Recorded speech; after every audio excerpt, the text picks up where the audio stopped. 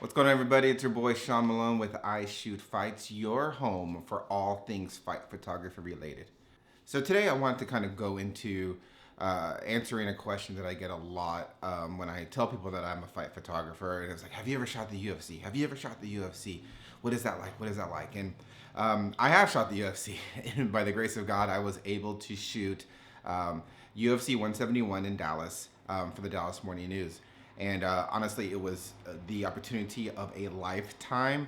I can't begin to stress like how excited I was when I was asked to do so, and my nerves were just through the roof. So I'll kind of walk you through kind of like what it was like in that kind of environment. For a fight photographer such as myself, shooting the UFC was always like the Super Bowl or the Mount Everest of what I was trying to do in my profession. And one of the things that, one of the reasons why it was so important was because the UFC represents the pinnacle of mixed martial arts in the United States. I dare say the world, not just to kind of have this nationalistic view of it, but the UFC is the number one MMA promotion in the world. And so to be able to capture that event through the lens of my camera was just something that I was like not prepared to kind of process in internally. So I was asked by the online sports editor of the Dallas Morning News at the time, and this is UFC 171. I don't remember what year it was, but it was some time ago. If I would be interested in shooting for them as a primary shooter for the cage side. So the UFC and the Dallas Morning News were able to work out their credential situations. So the Dallas Morning News obviously applied for credentials for myself and a writer to attend the UFC 171, which took place at the American Airlines Center in Dallas, Texas. The first thing first is whenever you get credentials to a major fight promotion or a major fight event like that, you'd be surprised on how many rules and regulations there are on the back of this credential approval, right? And one of the things is they want to make sure your camera's professional. They don't want anyone in there to kind of high side as a photographer and have like a little point and shoot just to get access and clout. So you have to have a professional level camera. There's like megapixel requirements and interchangeable lens requirements and things of that nature. So, and not everyone who applies and gets credentialed for a big fight like the UFC actually gets to shoot cage side. There's auxiliary spots, so you got to understand if you're in an auxiliary spot, you're probably the top of the arena. So you better rent one of the massive sports lenses to get, if you hope to get any kind of action whatsoever. But I was fortunate to get cage side right along the cage. And the call to pick up credentials for the event was like, I think 4 o'clock in the afternoon. So you have to be there ridiculously early. And you know that you're going to be in there for the long haul. Because as you know, if you watch a UFC pay-per-view, fights probably go on until, well after 11:30 p.m. So you're going in for a long haul. And I got there early. I wanted to dress to impress. Being a fight photographer, typically you don't have to have the same level of wardrobe that a writer does because you're going to be subject to blood and sweat, and no one's really checking for the photographer. You're not getting a lot of face time with people. You're just kind of doing your thing.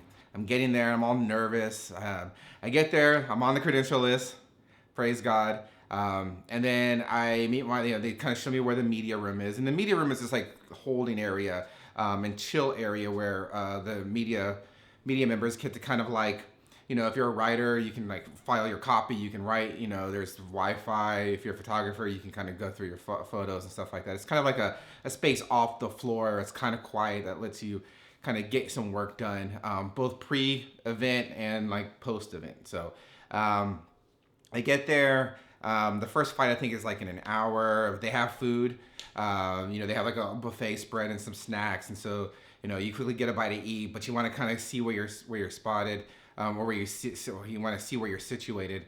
And the UFC assigns sections of the cage for photographers, so you don't have this like free will to like walk around the cage and take shots or move around. Now you have a specific spot. And it's like you and another photographer like share a section of the octagon. But it's cool because they give you like, it was the first promotion that gave you like a bench to like kneel on that was like padded. So you're not like killing your knees throughout the whole event. I thought that was pretty dope. And it had our name tag on the spot as well, so that no one could kind of steal your spot, and you had to claim you could leave your equipment there and not have to worry about people jacking with it because their security was super tight. But so I get there. I want to hurry up and grab something to eat because I know it's gonna be a long haul. Grab some water. You can't bring food or drink onto the floor, so you want to eat, get everything situated, check your memory cards, format them, make sure your batteries are good, make sure your lenses are good. And then I ran downstairs to the actual spot to catch the very first preliminary fight. The prelims start super early, and you get some shots. It's an empty crowd. It's kind of like you're just trying to get some shots, trying to fill out the lighting situation. The UFC is obviously great TV lighting, great amazing lighting situation because it's a pay-per-view event. Like there's a ton of TV cameras everywhere, so the lighting was great. Remember getting some good action shots, and then there's some downtime between like the fights if a fight ended early or if you were like in the prelim versus opening bouts versus prelim versus main event or main card. There's always some downtime, so at that point you can kind of go around and like get another snack and what have you. And there's kind of like you have that freedom to like leave and go get a snack in the media room and come back. The UFC has their own photography team, and they obviously have priority access to the fighters and the situations. And like when a fighter would win, they would take him backstage, and there was a setting, like a TV set area for the post-fight interviews, right? I remember I had my camera with me, and I was going to the bathroom or something, and I started snapping pictures of like one of the fighters. They were doing their post-fight interview, just because I'm like, oh, this is a great shot. Like I got a really good, clean portrait shot of this fighter. And I remember some guy in a suit comes up to me, and he was like, obviously very sternly, was like, where are you from? What's your name? Let me see your credentials. Turns out it was one of the UFC security guys. They don't like you just wandering around taking photos backstage. And I quickly learned that. They take it very seriously, and I'm like, oh crap, I'm gonna get thrown out before the main card for the Dallas Morning News, which would be like horrible, right? A horrible situation for me to fall in. But the guy was cool. Like I told him like, hey man, I'm sorry. It's like my first time at a UFC event. Thought I was gonna get a couple of snapshots on my way to the media room.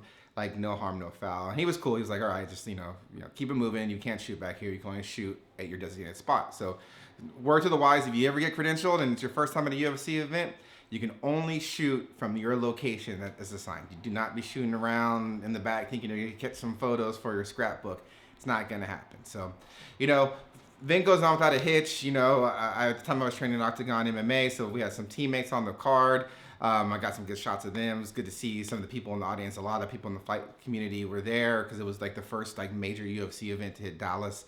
So there's a lot of people that I knew that were in the audience, and like I was, good to see people that I knew and like get reaffirmation, and people were kind of like, oh, that's so cool, and that support meant a lot to me. After the fights are over, then you shoot the press conference. There's always that post-fight press conference with Dana White and the fighters and the winners.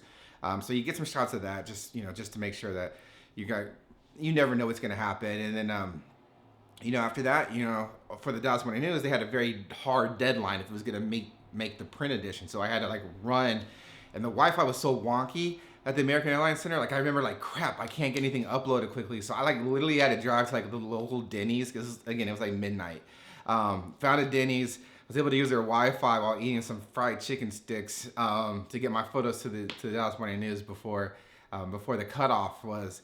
And it was cool. I mean, I like shooting for like my own publications when I was a writer for like online publications. The pressure's a little less for you to get like the deadlines. It kind of, because you're going through photos. My first UFC, so I'm shooting I probably shot about 3,500 photos. Man, I maxed out like 3 memory cards. So having to go through all of those to kind of find like 10 good ones to send to the editor, where it was like it was something that I learned not to do going forward. But it was an amazing time. It was an amazing event. It was something that I'm super proud to have accomplished and achieved in my career. Hope to one day shoot the UFC again. But if I never get a chance to do so, for whatever reason, at least I can say that I've had that opportunity. And I my photos aren't, it's not some of my best work because I was still pretty new to the photography game at the time. But, I think some of them turned out pretty dope, and they actually were featured in the newspaper. So that's another accomplishment that I was able to check off the list. And so the long story short is, you don't have to, again, I'm not a professionally trained photographer. Like I wasn't even on the staff of the Dallas Morning News. It's just through my hard work on the local scene and the fact that people would vouch for me and my work because I was just a stand-up guy in the community knew who I was, that there was a level of comfort. So when the editor of the Dallas Morning News was asking around in the fight, in gyms to do interviews for the local fighters that were featured on the card, my name got put up as someone who might be of help to the Dallas Morning News if they're looking for an experienced fight photographer. So that's kind of how it came to be, that the Dallas Morning News editor was also a diehard jiu-jitsu practitioner. So he already had this affinity for MMA. It allowed me a little bit more. It was through that connection that I was able to get my name and reputation out there, and that allowed me to get the offer extended to actually shoot for them. But again, it's being just a stand-up person, being reputable, being ethical. That's really what the key to me getting to that situation, or getting the opportunity to shoot the UFC. But again, it was an amazing experience. The one thing I say, UFC events versus a local event, a lot more rigid rules, a lot less flexibility in terms of what you want to shoot and get creative. But again, you're getting the opportunity to shoot some of the best athletes in the world. So the trade-off is, maybe I don't get the shots that I like to get, or the freedom to express or capture the event the way I would like to do it. But I'm also shooting like Anderson Silva. You know what I'm saying? I'm also shooting like Johnny Hendricks. I'm shooting, George St. Pierre. There's that trade-off, right? So it was an amazing experience. I hope that everyone out there who's aspiring to achieve that kind of level of access in the photography world gets that opportunity. I think a lot of the new blood is important for the photography game and fight photography in general. There's a lot of old guards still there, and they do an amazing job, but eventually they're going to want to move on. There's going to be a need for people who are young and hungry, and most importantly, dedicated fans of the sport and have the respect and love for the sport, that want to capture those moments in a professional and ethical and uplifted and positive way. There's going to be a need for those people, and I hope that you who are watching this are someone who wants to aspire to that and gets that opportunity. That's my story on how I shot the UFC. But until the next time, I'll see you at the fights.